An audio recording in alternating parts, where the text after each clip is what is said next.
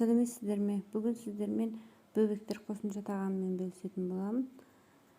Бұл тағам 8 айдан асқан балаларға беруге болады.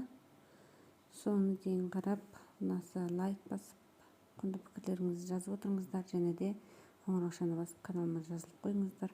Ол үшін біз бір тал картопты пісіріп аламыз, және сәбіз, брокколиді да пісіріп аламыз.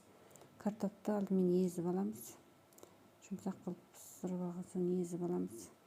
Сәбіз бенен брокколиді сақтап турап, оған бір тал жұмыртқаның сарысын қосамыз.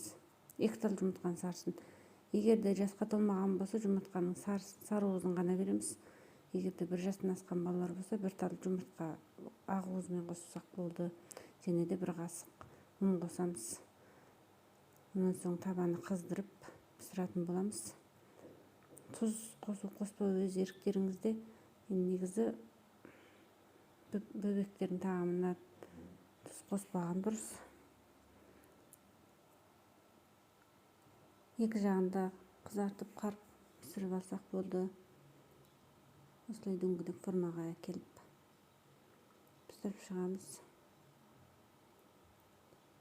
Көкөніс жеуді ұнатпайтын балаларға өте жақсы тағам, әрі қоректігі жоғары.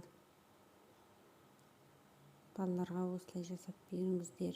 Міндетті түрде балаларыңызға ұнайтынына сенімдімін. Соны дейін қарағандарыңыз үшін рахмет. Астарыңыз дәмді.